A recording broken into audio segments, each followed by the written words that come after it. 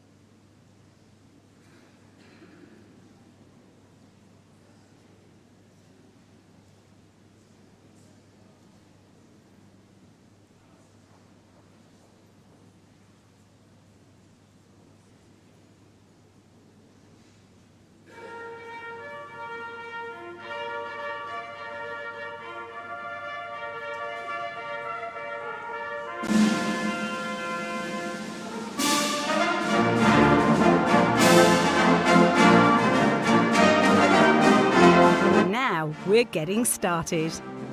Here's the first of our 2 mace bearers beginning the ceremony. The centenary mace bearer is usually a staff member who has volunteered to take part in the ceremony. The mace bearer enters through the back of the Great Hall and leads a procession of staff to the stage.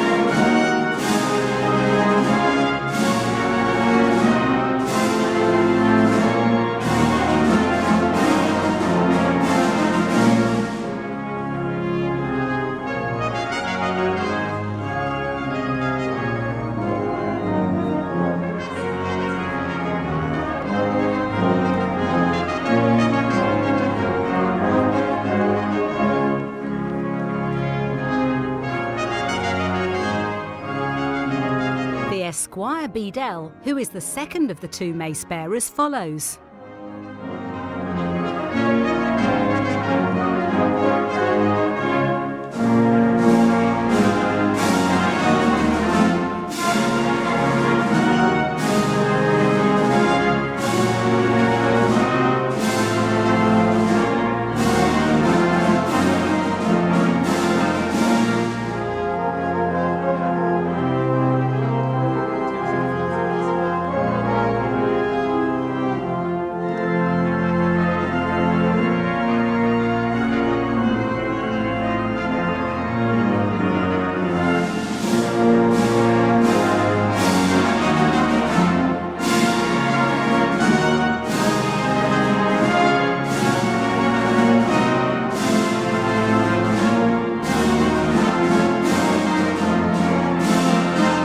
Maces are placed on stage for the duration of the ceremony.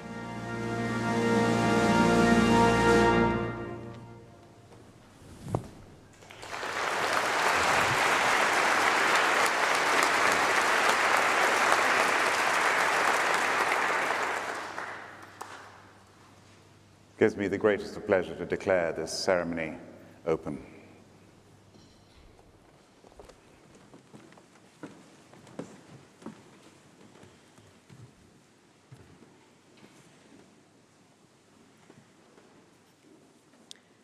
Good afternoon and welcome to Birmingham.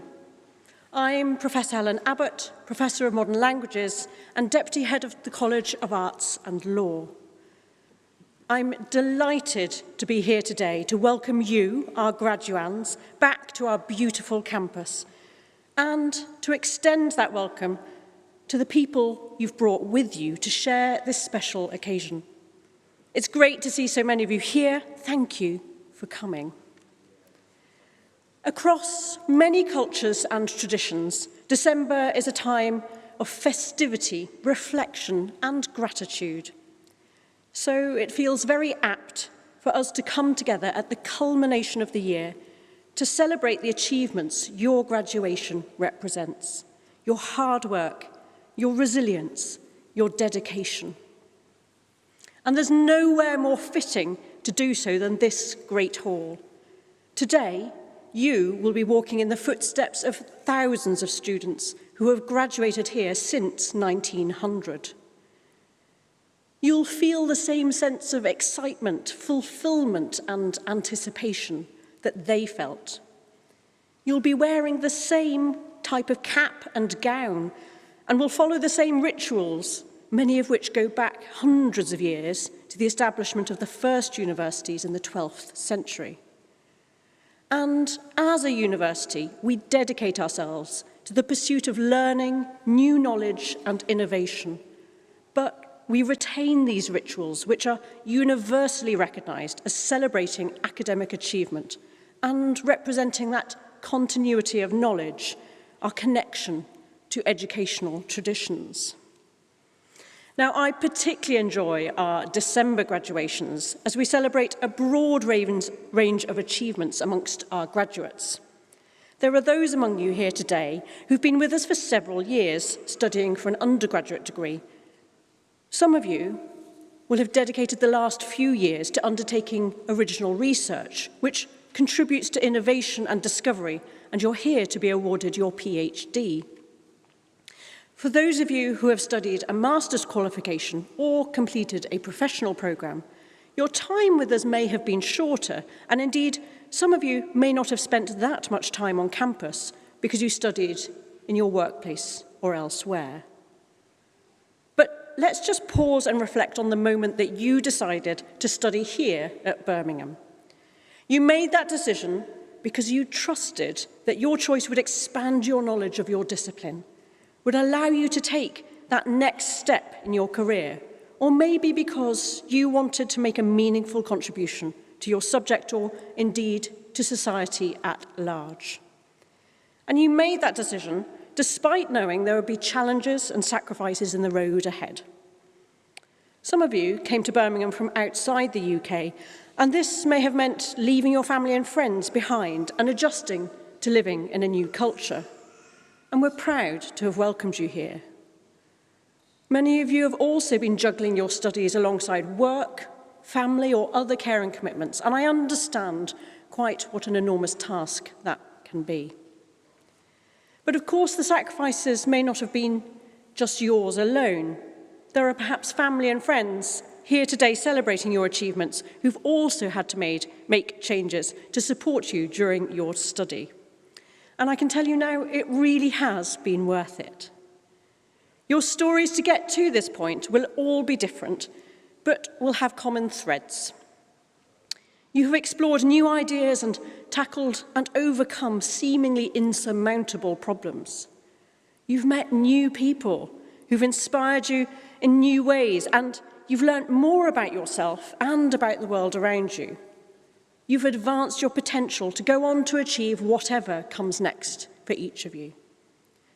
So I hope that, as you look back on all of this, you'll feel a huge sense of pride.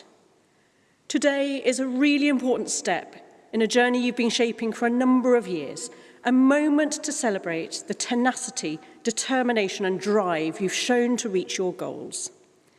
You now have the opportunity to make an even bigger difference, building on your enhanced knowledge of language, of literature, of creative studies that you've developed here. It's our hope that your time here at the University of Birmingham has equipped you with the tools you need to embrace your next phase of life with compassion, understanding, and confidence. Your actions have the power to make a real difference, so please choose to make that difference a positive one. You will soon be a graduate of one of the country's top universities, and we are enormously proud that you are now a part of our legacy. During your time here, you will have been taught by and collaborated with some of the best researchers in the world and been inspired by their enthusiasm and knowledge. You'll also have been supported in myriad ways by your lecturers, your tutors, and the student support teams who've been right there alongside you. And I'd like to offer you the opportunity now to thank everyone at the university who has supported you during your time here, some of whom have been able to join us today and are sitting right behind me. Let's please give them a round of applause.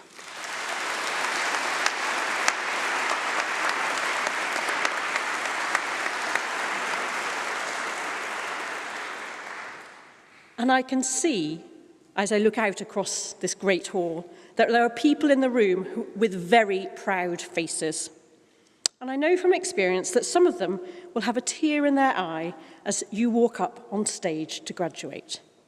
There will be people watching online too who will be thinking of you now and who are proud of everything that you've achieved. You will all have that person or those people who believed in you. People who supported you and showed you kindness, who made sacrifices alongside you, and without whom you wouldn't be here. So graduands, that's those of you at the back of the hall, Let's give a massive round of applause and cheer to say thank you to all your supporters and the people who've made it possible.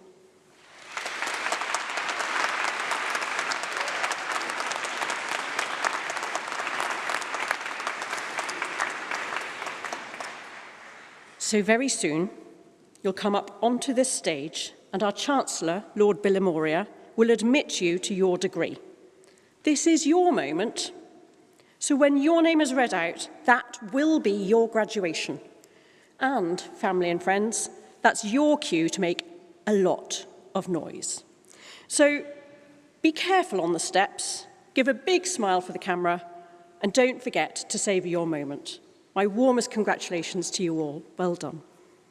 Now for the handing of the scrolls. The graduands will walk from the left of the stage to the centre and collect their scroll from the conferring officer. After they're congratulated, they'll walk off stage. I'm the head of the School of English Drama and Creative Studies. I was sat where you are 21 years ago graduating in this hall, and I've still got very vivid memories of that day. I hope you'll make memories for a lifetime today. Chancellor. To you and to the university, I present the names of these graduands, as listed in my programme, prove worthy to be admitted to their respective degrees.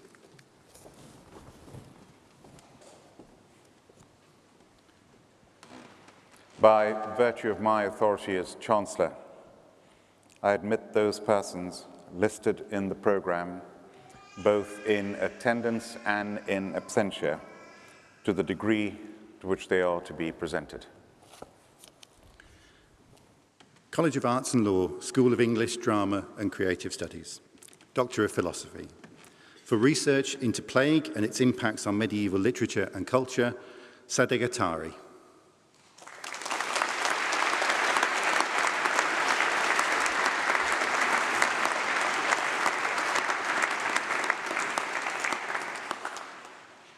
For research into meditative practices in late 17th century England, Thomas Clifton.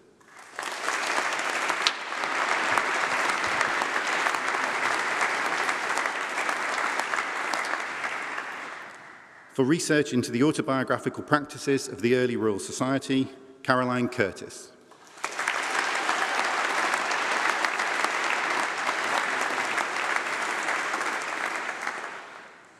For research into ecological consequences of global warming on river basins, Dion Andrei Dobrzinski.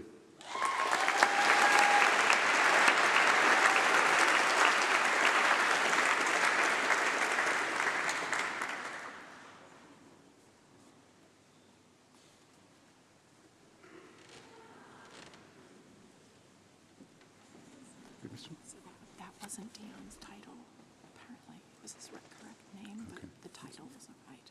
Okay. Apologies. Okay. For research into the use of mobile technologies in spoken English language learning, Yasin Goktash.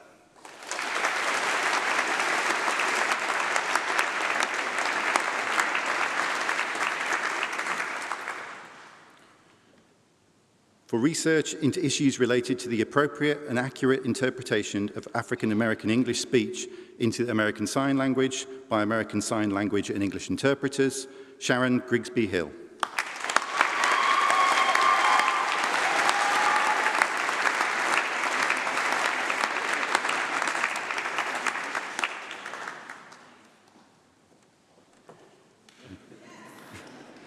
For research into Muslim women readers of John Milton's Paradise Lost, Eva Malia Momtaz.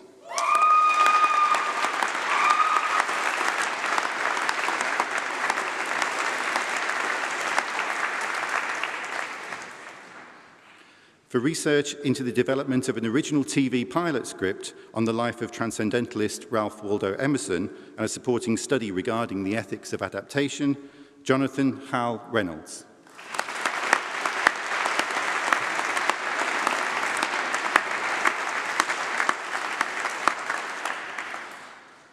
For research on the adaptation and assimilation of Shakespeare in independent Bangladesh, Shaman Sharia.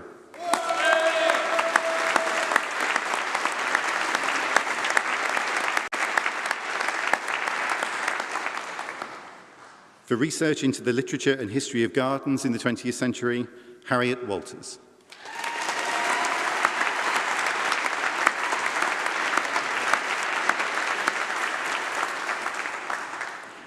For research into 21st century literary hybridity and the original creative work Barely Amiss, Val Whitlock.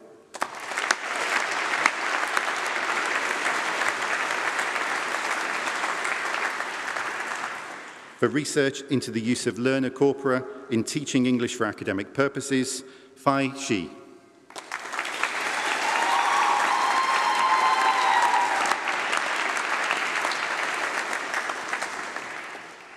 Master of Arts, Morgan Robin Pope.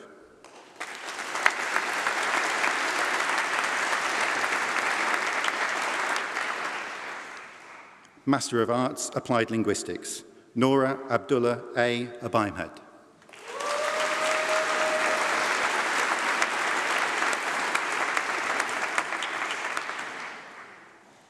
Munira Faya A.O. Asabi.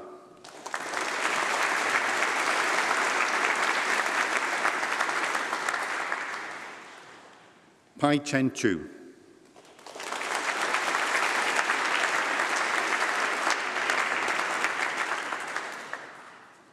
Vasiliki Anna Kiosi.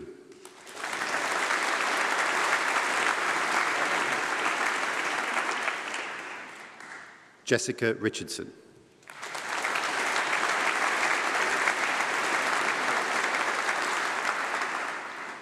Applied Linguistics with Teaching English to Speakers of Other Languages, Jilin He.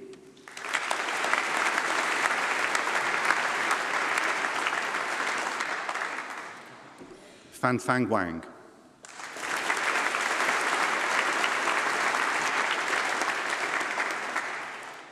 Creative Writing, Farjana Promi Ali.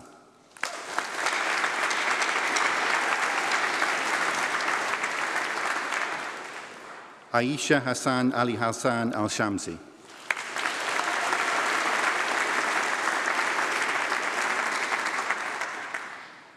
Farzan Avesta.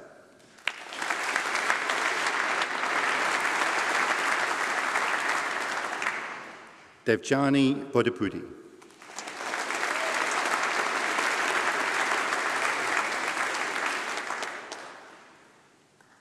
Daniel Cooksey.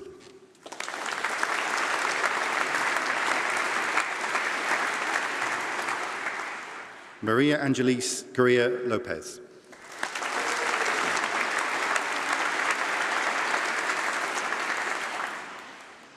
Abigail Day.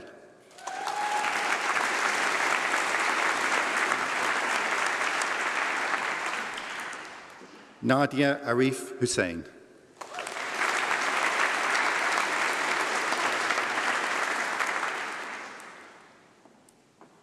Alexander William Weeks Jessup.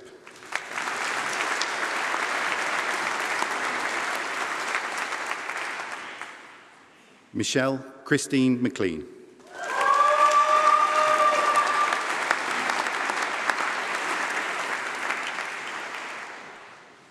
Elisa Emeka Ogosi.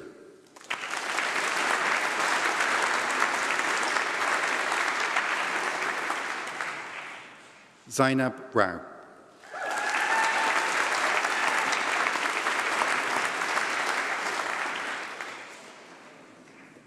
Charlie Reedy.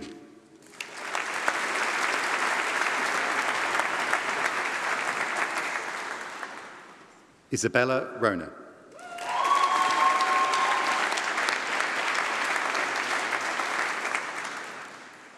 Laura Alice Sainsbury.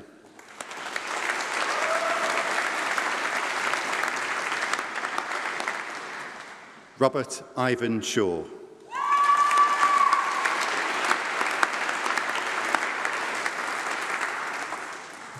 Madeline Stevens.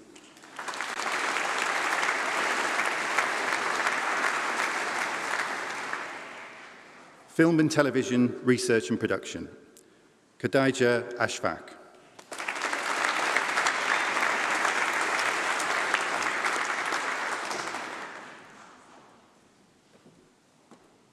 Jingyi Bian.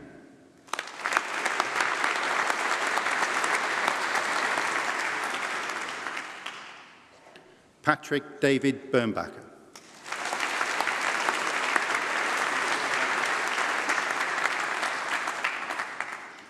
Jinyi Che.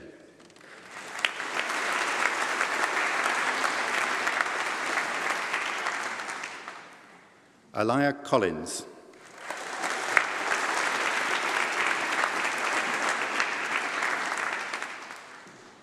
Claudia Kirkpatrick.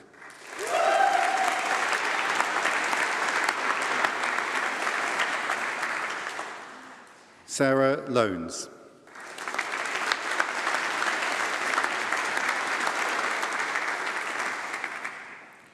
Yonga Law.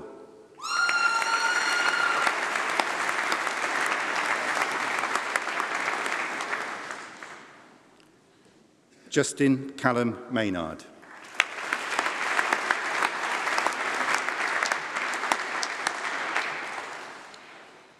Elizabeth McGlynn.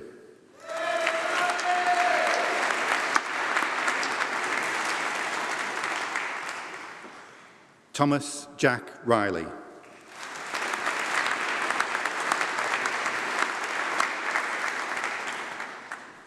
Matthew Jack Rogers.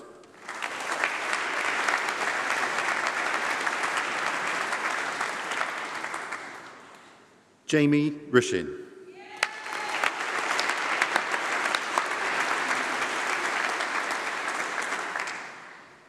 Arifa Saidi.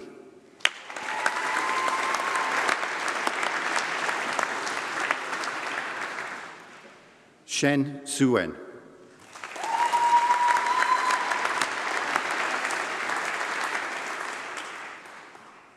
Isabel Strachan.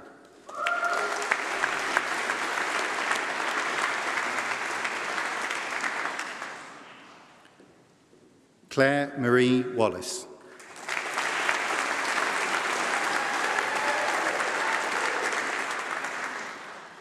Mei Wang.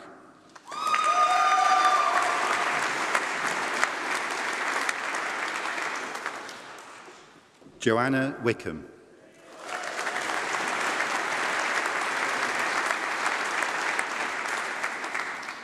Language, Culture and Communication, Sophie O'Neill.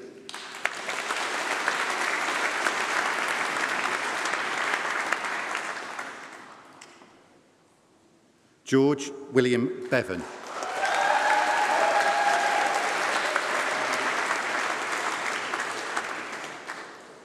Jiayi Chen.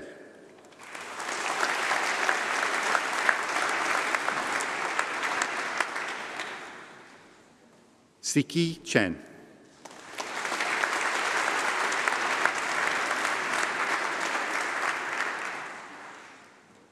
Dan Liu.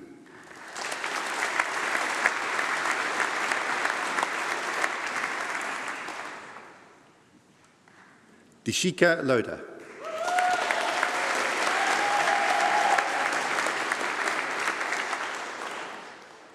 Lai Luo.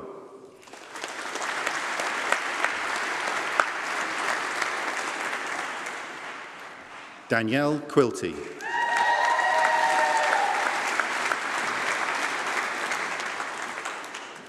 Philippa Richterova.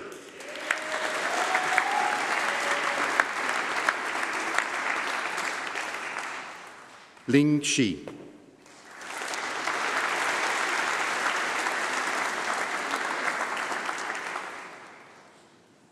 Min Song.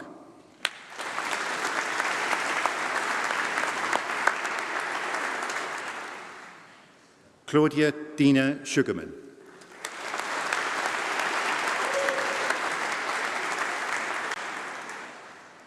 Donna Varghese.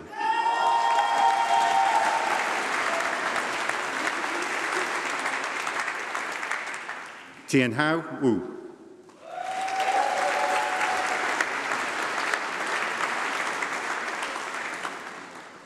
Literature and Culture, Gemma Brigham.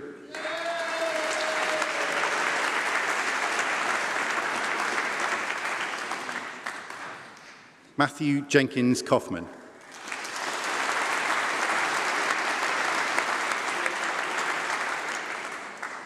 Kirsty Elizabeth Cook.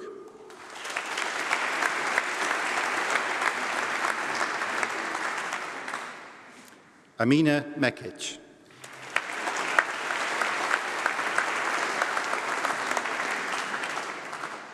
Helena Cecily Morg.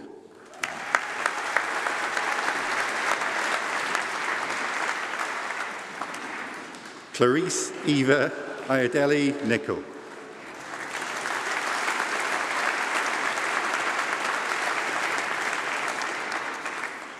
Christopher North.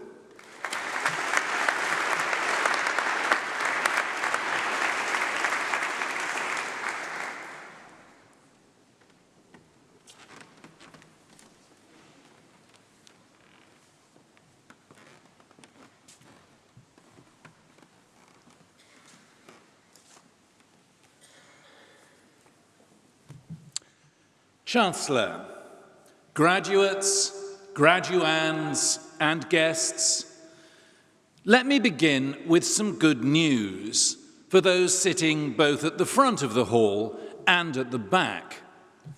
A University of Birmingham degree in the arts and humanities makes an excellent preparation for almost any successful, fulfilling, and even lucrative career.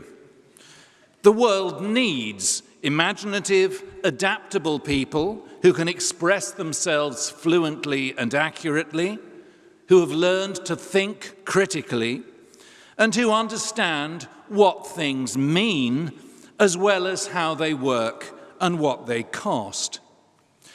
These skills are as valuable in the public sector as in the private, and as vital to creative entrepreneurs as they are to creative artists. Today's honorary graduand has rather gone out of his way to prove all of this. Gareth Neame, OBE, graduated from Birmingham with a BA in English and Drama in 1988. And since then, he has spent much of his life transforming the status, both culturally and economically, of British screen drama. As a producer and then as head of drama at the BBC, he was responsible for groundbreaking, envelope-stretching exercises in intelligent popular entertainment, including Spooks, Hustle, Bodies, New Tricks, Tipping the Velvet, and Clocking Off.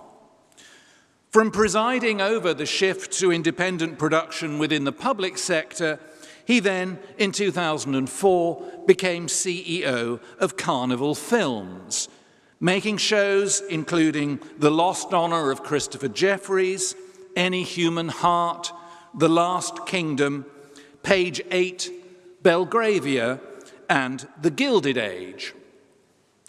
What remains his best-known project, a little TV costume drama series he persuaded Julian Fellowes to write, which first aired in 2010, called Downton Abbey, has now run to 6 series, 5 Christmas specials, and 2 films so far. It has garnered along the way 3 Golden Globes, 15 Emmys, a special BAFTA all of its own, and a place in the Guinness Book of World Records for the highest average critical ratings ever scored by a television drama. A genuinely British and genuinely international phenomenon, Downton Abbey is the most watched drama programme ever screened by ITV or PBS, and the most nominated non-American show in the history of the Emmys. And it is recognised as this country's most successful televisual export ever, quite possibly not excluding the London Olympics or the last 2 coronations. Gareth's training at Birmingham in drama, in stagecraft, and in literature has been foundational to his work as a creative producer. He was taught as an undergraduate by the inspiringly versatile David Lodge, literary critic, dramatist, and best-selling campus novelist. And by chance, one of his first professional jobs at the Birmingham Repertory Theatre was as a production assistant on one of David's plays. It's true that this university cannot claim all the credit for Gareth's instinctive feeling for screen drama, an aptitude which seems to have become inseparable from the Neame genes soon after the invention of moving pictures. His great-grandparents were the pioneering filmmaker Elwyn Neame and the silent film star Ivy Close. His grandfather, Ronald Neame, co-wrote and co-produced David Lean's films Brief Encounter and Great Expectations, as well as directing such hits as The Prime of Miss Jean Brodie, The Odessa File, and The Poseidon Adventure. And his father, Christopher, wrote and produced great television programs, including Soldier Soldier and Danger UXB. But I like to think that Gareth owes some of his particular flair for understanding dramatic genres to his university studies in classic literature and theatre. This is something that became explicit when he revisited the English syllabus to produce what are among the very best screen versions to date of Shakespeare's history plays, The Hollow Crown, starring the likes of Tom Hiddleston as Henry V and Benedict Cumberbatch as Richard III. But it surely also informs the storytelling, the grip on revealing well-researched detail, and the sheer depth in everything he has brought to the world's screens so far. Just as all of you will at the back of the hall in due course, Gareth has acknowledged his debt to this institution by giving back freely of his talent and of his resources. He has generously supported the Everything to Everybody project, by which the university has been reminding the diverse peoples of this city of the riches they share in the Birmingham Shakespeare Library. And he has supported not only the Pathways to Birmingham Widening Participation Programme, but a PhD scholarship. Over the past 5 years, he has mentored 5 Birmingham students, and over the next 3, he will be our honorary professor in the creative industries, serving as an ambassador for Birmingham's programmes in drama and theatre arts, film and television, and digital media and communications. As Gareth's career has spectacularly demonstrated already, these are not, whatever some members of our current government and the press might have you believe, rip-off degrees. Nor is the one we are conferring today, the highest honour this university can bestow, which I hope Gareth will value as highly as his BAFTA, his award from the Producers Guild of America, his OBE, and perhaps even his BA in English and Drama. Chancellor, to you and to the university, I present Gareth Neame, OBE, DL, to be admitted to an honorary degree of Doctor of the University.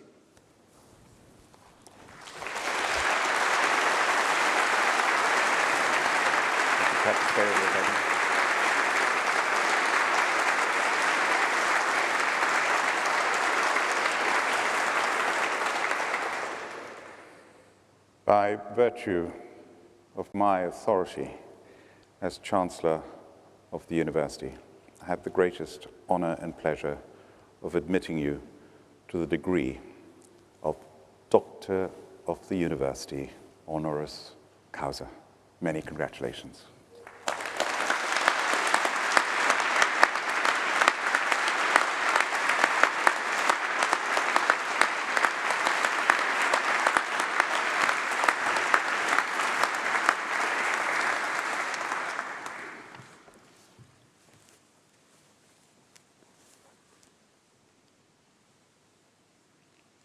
Helen didn't need to put reading glasses on, but I'm afraid I do. Chancellor, members of the university, graduates, graduands, and guests. Standing in front of you dressed in these medieval doctoral robes makes me reflect on 2 things. that, of course, I'm surrounded on this stage by the professors and academic staff who've got decades of learning behind them, evidenced by the scarlet ermine, fur, fluffy hats. And in front of me, you, the bachelors, masters, and real doctors, who, unlike me, have undertaken years of study culminating in this ceremony today. It also reminds me of a story that the late actor and director Richard Attenborough used to tell of his association with the University of Sussex, an institution well known to our own Vice-Chancellor. As Pro-Vice-Chancellor, the first honorary doctorate that Dickie Attenborough conferred was on his great friend Noel Coward. I've spent this morning with my family looking at the Noel Coward collection in the university's archive. So Attenborough decides to give his great friend this honor, but by this stage of his life, Noel Coward was really quite frail, and I don't think he could stand. So Attenborough, who was dressed from top to toe in perhaps the finest costume he had ever donned, had to lean forward to present the degree to him in his wheelchair, at which point Noel, similarly attired, whispered into Attenborough's ear, "You do look awfully pretty." The music, as we processed in this morning, also reminded me of my school, where the school band used to play marches and music before speech day. And they decided that there was a quite innocent march by Sousa that they would play every year as the school governors and academic staff processed in. But after about 3 years of playing this one particular march, they were asked to choose another piece of music because it was most clearly identifiable as the theme tune to Monty Python. Ladies and gentlemen, I'm standing before you because I was very fortunate in knowing from about the age of 13 precisely what I wanted to do in my career. I'm not saying everyone needs to know what they want to do with their lives from the get-go. Many of you perhaps still don't, but the point is I did. I wanted to be a successful producer of drama, and it was therefore a simple decision to read English and drama. In fact, as a TV and film producer trying to make shows during the COVID lockdowns, in recent years, perhaps a more suitable course of study would have been epidemiology. Birmingham was my first choice on the application form, simply because it ranked #1 in the UK for this joint honours degree. My academic life was paused in 1988 when I graduated in this hall, and I'm delighted to say that my mother was here to support me, and my parents are here with us today, 35 years later.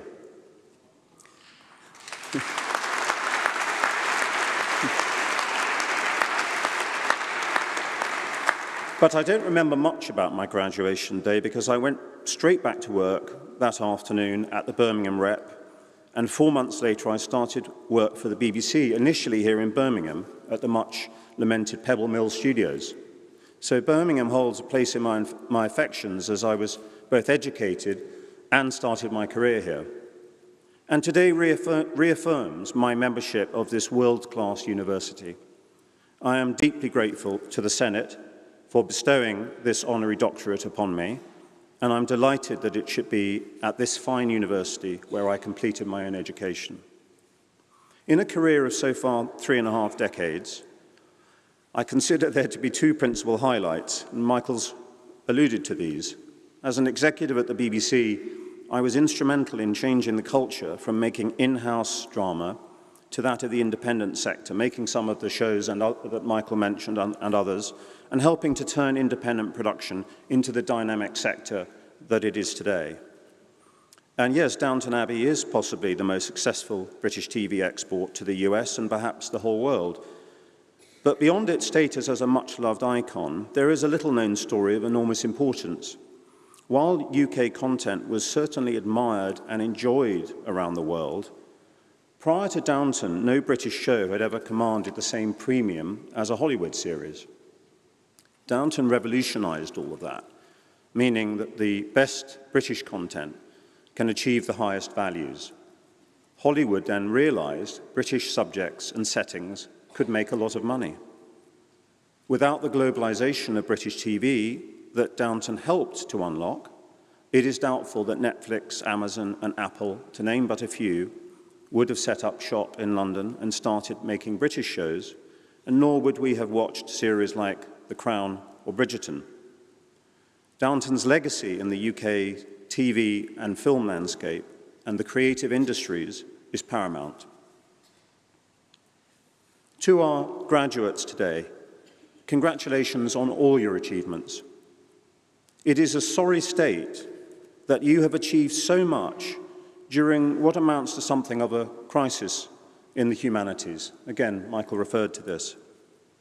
With the constant narrative of Mickey Mouse degrees, the primacy of STEM, and the Prime Minister's laudable passion for mathematics, we miss the fact that the liberal arts are the foundation of a classical liberal education and allow us to form opinions, express ourselves coherently, and I would go so far as to say to respect the rule of law and to reside in democratic nations.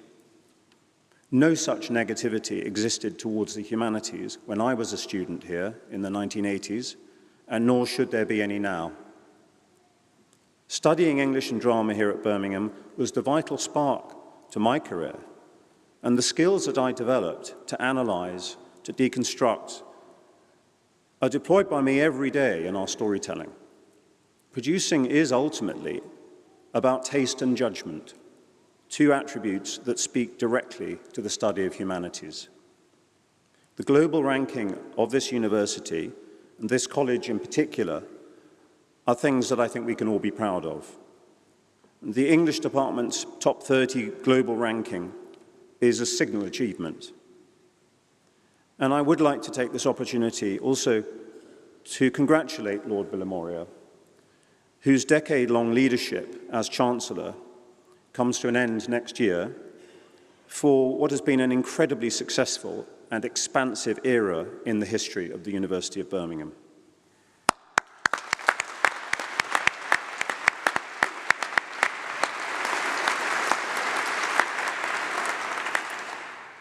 So graduates, leave this fine hall, this cathedral to the worship of study, go into your careers and lives ahead, knowing that you are graduates in this most noble of disciplines from this most esteemed place of learning. Thank you so much.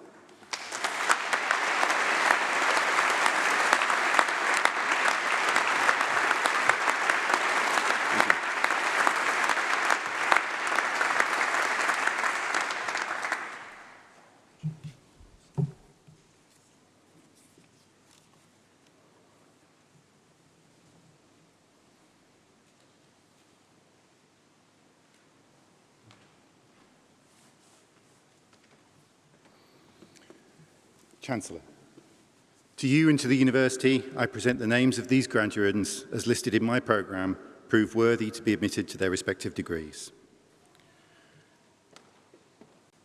Daniel John Pierce Higgins.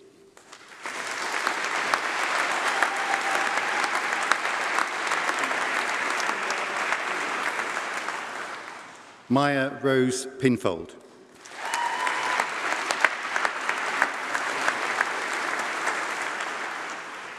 Isabel Radakovich.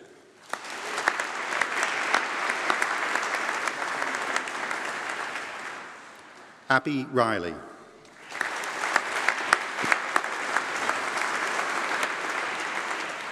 Olivia Smart.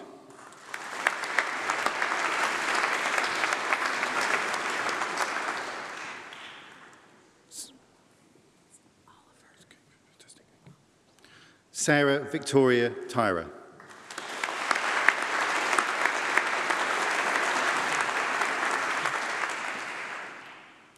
Rosie Wilcox.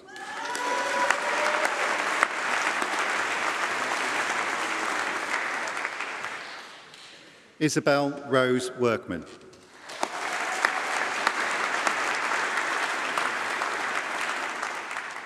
Xianyan Yui.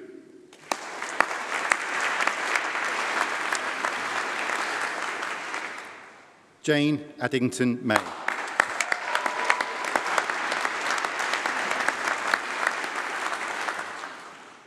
Jack Butler.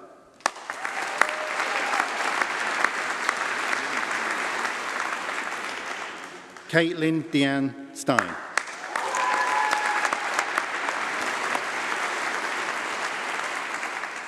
Shakespeare and Education, Katie Scarlett Baylor.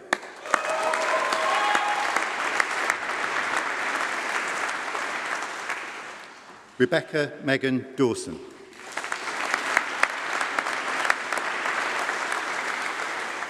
Sabrina Abigail Galagoyas.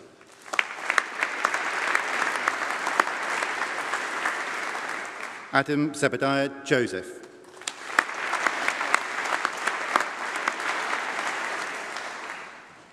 Helen Kathleen McKay.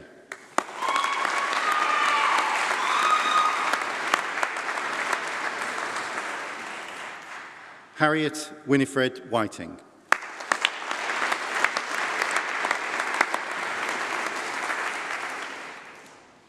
Shakespeare Theatre, Simon Archer Bird.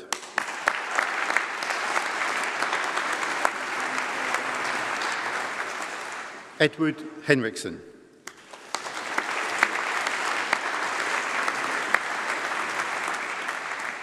Philip Schlossberg.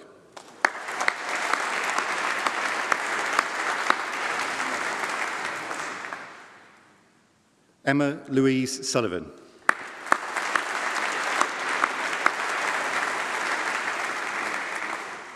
Shakespeare Studies, Lingyu Chen.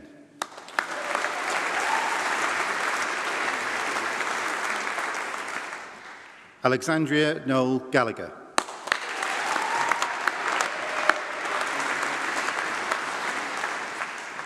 Jacob Matthew Hyde.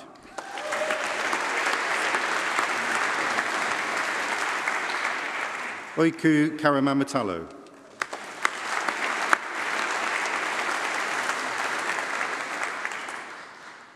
Rachel Ella Lederbaum.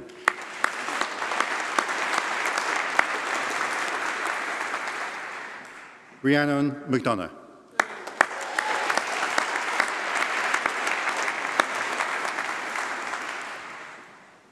Louisa Picard.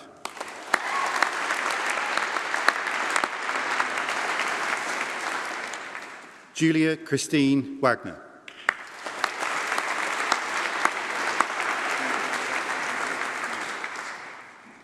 Dylan Warfield Wright.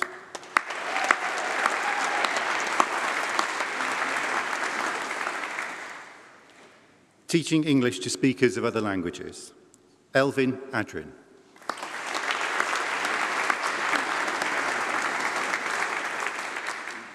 Erchun Chen.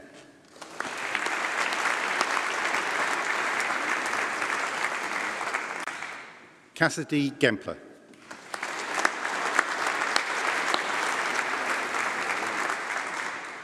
Juen Lee.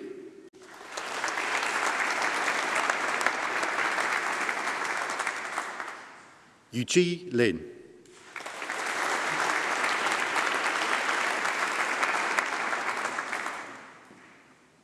Ryu Wu.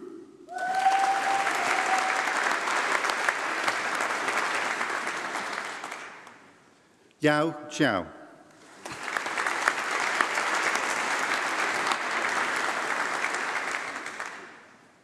Jiai Yang.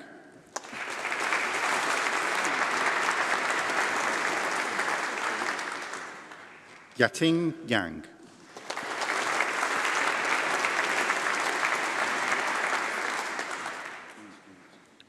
Yiji Yao.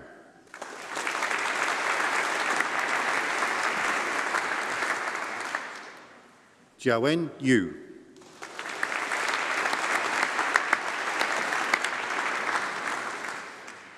Shun Zhan.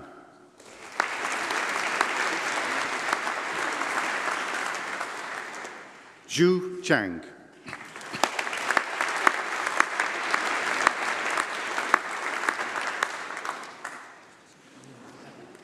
Chengyuan Zhong.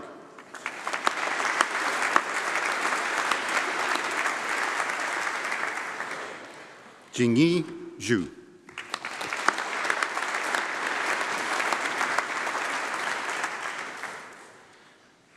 Bachelor of Arts, Drama and English, Charlotte Davies.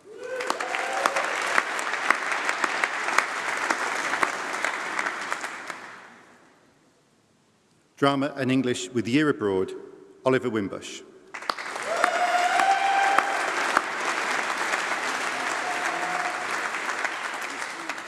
Drama and Theatre Arts, Amy Harriet Foreman.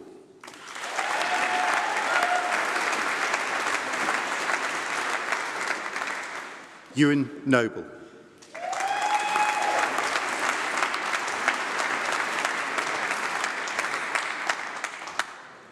English, Amelia Rose Devoyle Archer.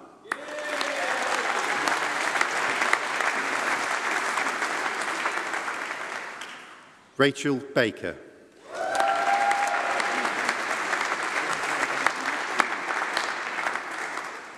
Sarah Christina Cardosa Saraiva.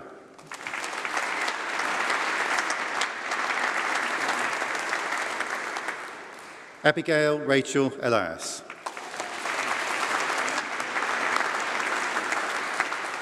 Alice Emberton.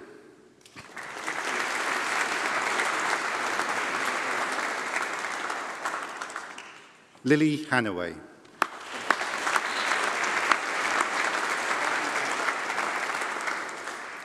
Miles Holland.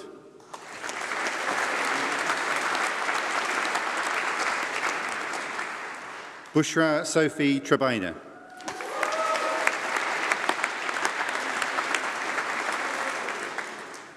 Pavneet Kaur Upi.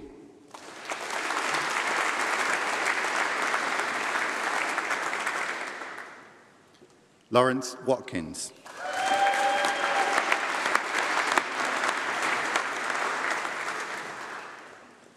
Eleanor Rose Judith Young.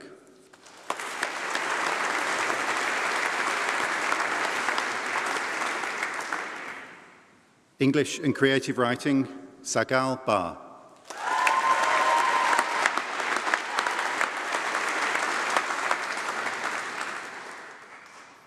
Chloe Castledine.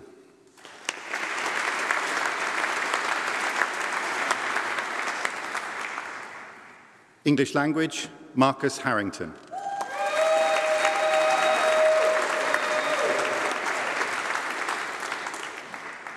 English Language and Linguistics, Caitlin Merry.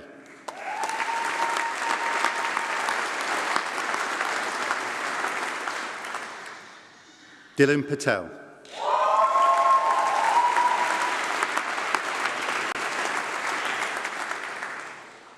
Emily Reid.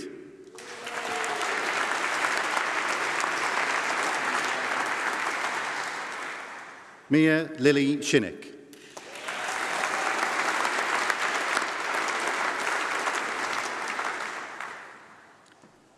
English Language and Literature, Yasmin Abdo.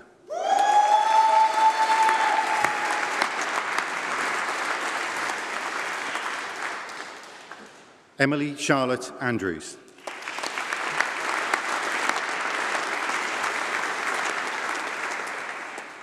Tahira Begum.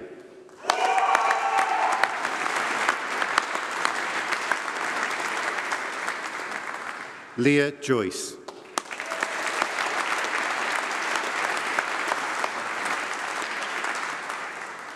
Hui Long.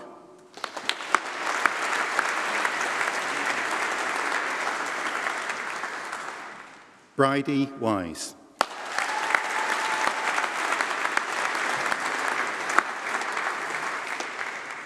English with Year Abroad, Jamie Fowler.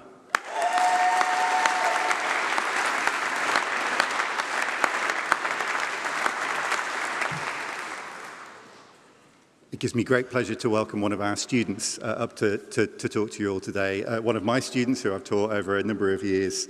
Please let me introduce Rachel Baker.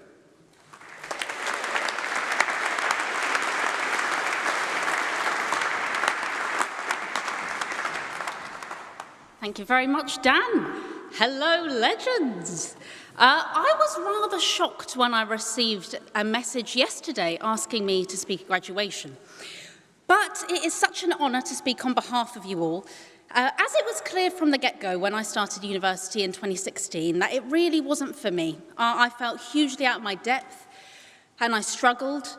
I submitted one of my first-year essays with a document called "Ah, shit," not realising that my tutors could also see the name of the document. I failed that year of my drama and theatre studies and I changed to English, thinking that that would solve everything. It didn't, and I continued to struggle. But I finally found out I had ADHD, and I've now officially been diagnosed 1 month ago after a 4-year-long wait. I was 20 minutes late to my diagnostic appointment, and when I got there, the doctor was like, "You've passed." Anyway, in August this year, 7 years later, I finally finished my BA degree. I handed in my dissertation whilst dressed as a 7-foot inflatable sloth, a traditionally slow animal. Being slow and taking my time was key to how I finally got here. And whilst it was a joyous way to finish uni, much of those 7 years, I felt stupid, unworthy, and academically self-conscious amongst my cohort. Yet I learned the importance of taking one's time, to march to the beat of your own drum, to not worry about being behind, but to give yourself kindness, love, and focus on your own path. That things don't have to be perfect, and frustratingly, the advice of doing your best really is true. So today, I would like to ask you all to take a moment to reflect on your path, what your path to graduation was like. Whilst academic achievements are absolutely wonderful, I also want to focus on your small achievements as well. No achievement is too small to be celebrated. From making a new friend, to learning when to take a break when you need it, to making sure that you clean your teeth on a bad day. I would like to say a huge congratulations on overcoming whatever difficulties that you faced upon getting here today. Finishing uni isn't an easy feat at all.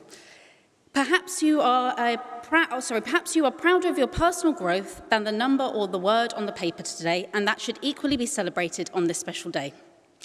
Whilst I'm sure that this room is full of brilliant future lawyers, scholars, writers, performers, I'm also sure it's full of kind people whose day-to-day contributions and humour can enrich the lives of others and create meaningful impacts within communities. I'm sure that your university experience was also rich in your involvements outside of academia, such as the University Guild, sporting societies, academic clubs, lifelong friends that you made here, and frequent trips to the Big Wilco's at Selly Oak Retail Park, may it rest in peace. I hope that these memories create some joyful positives. I hope that these memories create some joyful positives from uni that you can take on your fruitful journeys wherever you go to next. Also, a big shout out to Birmingham as a city. What a place. The first night I spent here, I went to the Bullring Tavern and where they sold chicken korma for £2.99. And we met a 45-year-old woman called Kelly who sang karaoke at us on top of our table for an hour. Now to some of the thank yous, actually. To all the members of the team from the English, Drama and Creative Studies, the lecturers, tutors, student and administrative teams, cleaners, cafe staff and upkeepers of the buildings, whom without them we wouldn't be here today.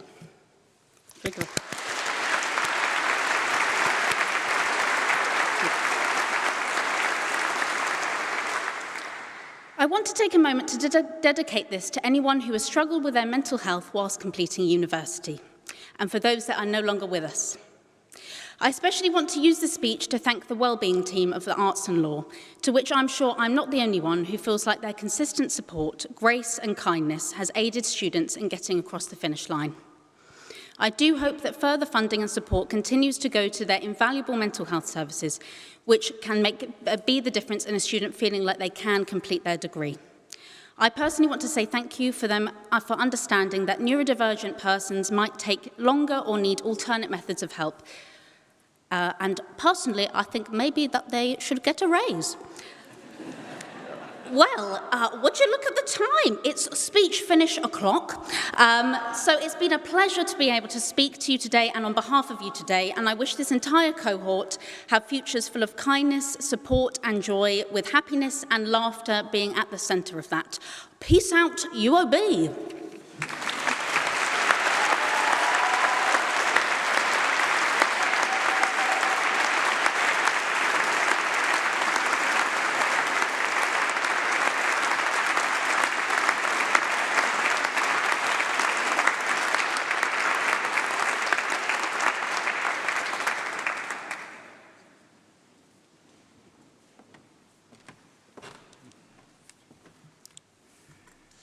Wow.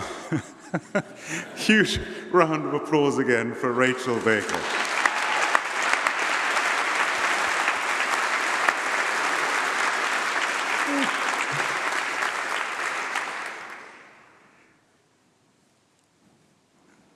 Professor Helen Abbott, at the beginning of the ceremony, referred to all of you at the back there as graduands. You are now graduates.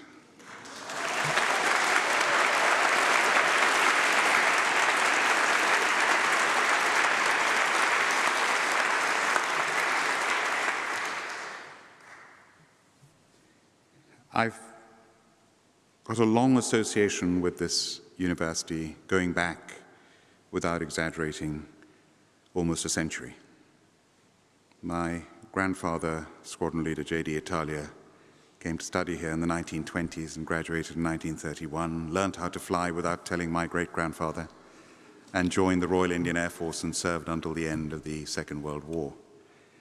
And his daughter, my mother, Yasmin, was here in the 1950s and read English and history of art and loved her time here, went to every class in her sari. And her brother followed her and came here in the 1960s and did his PhD in engineering. And now here I am as Chancellor of this wonderful university. So it's a great privilege for me to have served here. If you go out of this hall and to the right there's a board with the names of all the chancellors of this university since it was founded in 1900 by Queen Victoria and opened formally by her son, King Edward VII. And I'm only the 7th chancellor in 123 years. So do the sums. Some of my predecessors stayed a long time. Anthony Eden, the Prime Minister, was chancellor for 28 years. Well, as you've heard, nowadays we fix it at 10 years. So my term comes to an end next year. I just want to reinforce something that has been said by every speaker, including by Professor Helen Abbott at the beginning of this ceremony. You've achieved this through hard work. Those of you who've done an undergraduate degree started during COVID, the worst crisis since the Second World War, and what a horrible time students had at that period, with lockdowns, not being able to attend classes. It was awful, but you've come through it and you have graduated through your own hard work, your own perseverance, your own resilience, and with the help of your friends who are with you, sitting next to you. But, if you're feeling proud today, which you deserve to be, as the father of 2 of our children who have graduated, you have no idea how proud they are feeling of you. So I'd like you all, the graduates, to stand up and applaud your family and your wonderful teachers without whom you wouldn't be where you are today. So please stand up and please give them a huge round of applause.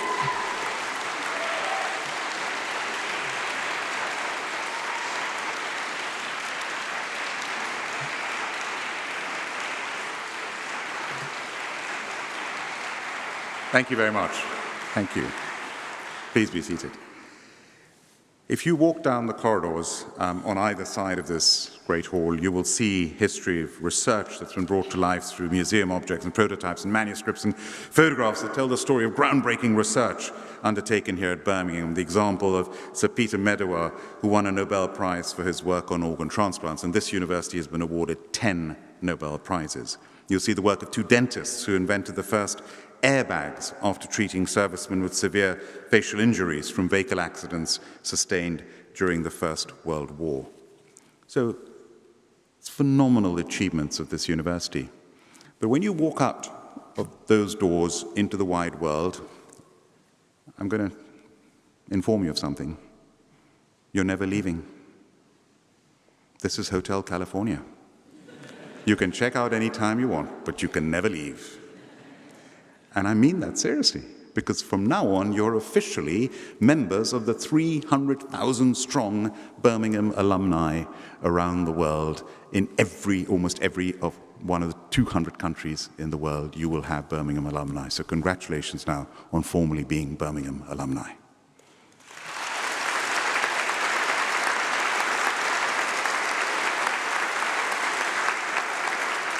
Now, if you were graduating from an American university, and I graduated from a very famous American university some years ago, became an alumnus, and the next day I received an email asking me for money. We're not quite so blunt over here, but do give back. And the reason I know you will is because having graduated from one of the top universities in the world, you will be successful and you will be able to give back. And the whole of this is all thanks to benefaction. Old Joe, Joseph Chamberlain, the great politician and great entrepreneur, his benefaction. The Calthorpe family that gave these hundreds of acres in the best part, the most beautiful part of Birmingham. It's all benefaction. We raise more money than almost any other university in this country, Oxford, Cambridge, and Birmingham. And we have done very well with benefaction. But what I'm proud of is I want you to go out there, but come back, give back of your time. We're the only university that had a fundraising that included millions of hours of time given back to the university. So come back and mentor, come back and teach, come back and engage with this university, which is your university for life. Well, Professor Michael Dobson gave the most fantastic citation. We're very privileged, by the way, that you had a citation composed and narrated by one of the most, if not the Shakespeare authority in the world, the head of the Shakespeare Institute in Stratford-upon-Avon. So I think he deserves a huge round of applause for that.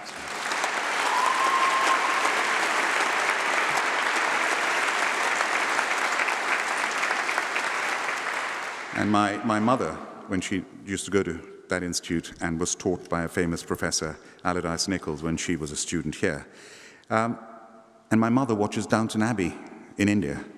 She's 87 years old, and I spent my birthday with her last Sunday. And her best friends to this day are her friends from Birmingham. And Michael Dobson spoke about imaginative people, whether they're in public or private sector, creative entrepreneurs, creative in the arts. And our honorary graduate, we don't give these out liberally. They're given very, very selectively. And to give an honorary degree, an honorary doctorate to Gareth Neame is very special for a number of reasons, but all the more so that he is an alumnus of this university, loves this university, and is one of our star alumni. So we are privileged to have you now as a doctor of the university. Many congratulations, and thank you for your wonderful speech.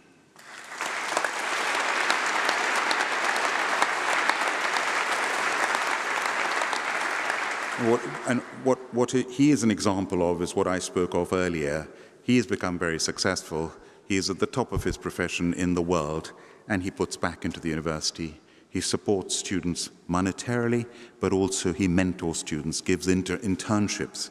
This is the role model of what I was talking about earlier on. And in the 35-year career of his, from the BBC to Downton Abbey, the legacy of Downton Abbey, and the point that he made, which was music to my ears, yes, STEM is important, but it should be STEAM with an A in there for the arts, not just science. And the liberal arts are phenomenally useful. There's Mickey Mouse degree talk is Mickey Mouse talk. Yeah, these degrees are serious degrees, and it's science and the humanities. And I love the way he said being a good producer is about taste and judgment. So thank you very much. And Rachel Baker, what an inspiration, a story of being slow and taking your time, 7 years. March to the beat of your own drum, doing your best, and celebrating achievements, being kind to people and having an impact in communities. Wow, you're an inspiration to us. Thank you so much again.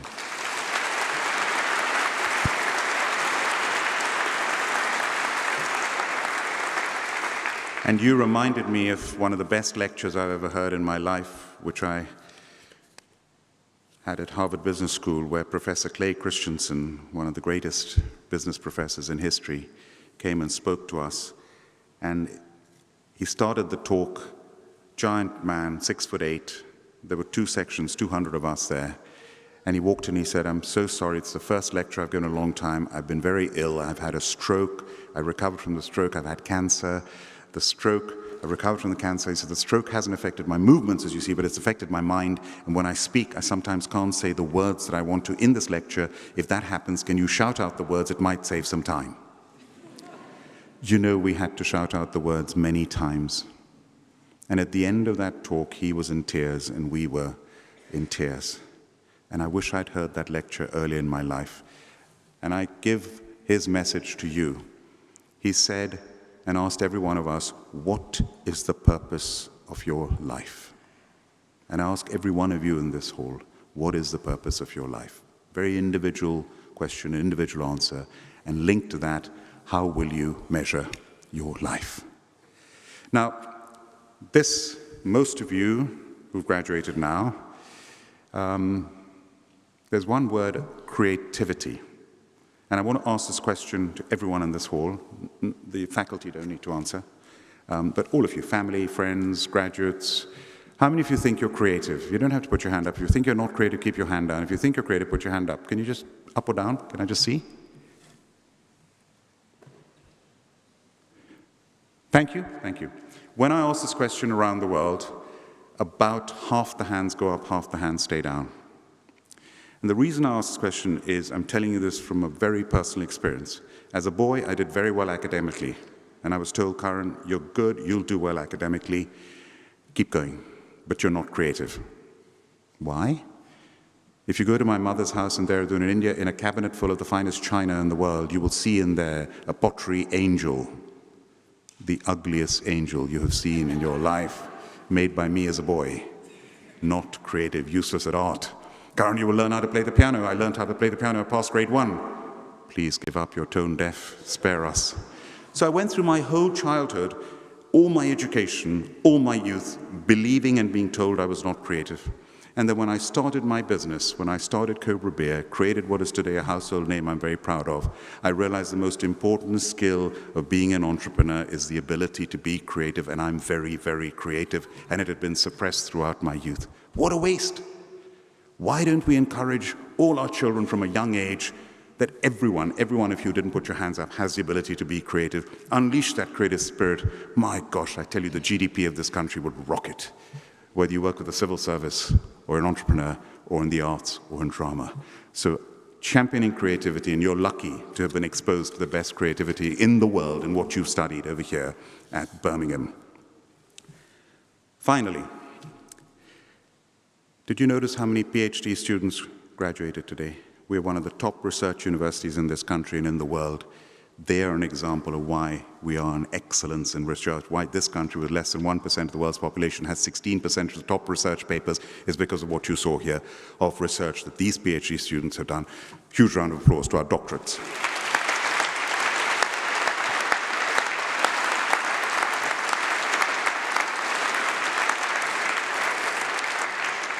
Did you notice something else? Did you notice how many international students graduated? Isn't that phenomenal? I'm a former international student myself. International students bring in £42 billion into this economy. Thank you for the money.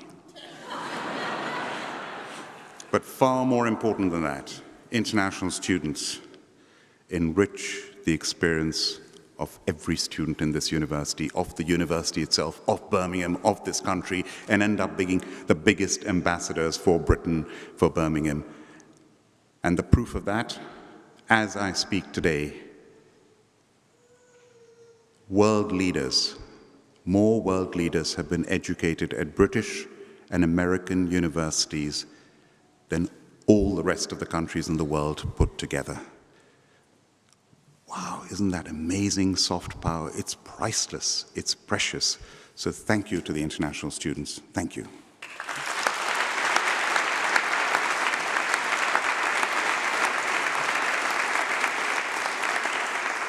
I've been in the House of Lords for 17 years, and I was the third youngest peer when I was appointed in 2006. I'm still one of the younger peers. Our average age is 72, lots of wisdom in the House of Lords. But one of my roles in Parliament is I chair the All-Party Parliamentary Group on International Students, and I'm also president of the UK Council for International Student Affairs. So I'm very proud of the fact that now we're doing so well as a country with international students. And when it comes to universities, leave this hall remembering and always cherishing that you are graduating from one of the best universities in the world because of the QS annual conference, the QS global rankings that all of you students know, the rankings of global universities in the world. I was proud to say that 17 out of the top 100, and we're less than 1% of the world's population, 17 out of the top 100 in the world, including the University of Birmingham, are British universities. So be proud of that. I now have to give you some advice. And the best advice I can give you is it's a horrible world out there, whether it's the financial crisis, whether it was COVID, whether it's the sad war in Ukraine, whether it's the tragedy and awful situation in Israel and Gaza. It's a tough, horrible world out there. And you can go out there and fail because of, or you can succeed in spite of. And as an entrepreneur, the one word that is most important is guts. The guts to do it in the first place, but the guts also to never give up. And never give up and keep going. I've nearly lost my business 3 times, so the guts to keep going when times are tough. And our motto is to aspire and achieve against all odds with integrity. And the most important word is that last word, integrity, because it is better to fail doing the right thing than to succeed doing the wrong thing. So now, good luck. I can say it flippantly, good luck. But the best definition of luck that I've ever heard is luck is when determination meets opportunity. If you're not determined, you will not even see that opportunity. I visualize that at waves that go past me in life. If you're determined, you might just catch one of those waves. If you're not determined, those waves will go past you all your life. So be determined, get lucky, and good luck. And finally, 2 messages from Mahatma Gandhi. One, my younger son told me, live as if you're going to die tomorrow. Learn as if you're going to live forever. The learning doesn't stop when you walk out of here. Keep learning. Don't stop learning. Be curious. Always want to grow and grow and grow and progress. And finally, believe in yourselves. Because as Mahatma Gandhi said, your beliefs become your thoughts become your words become your actions become your habits form your character, and your character determines your destiny. Congratulations and all the very best. Thank you.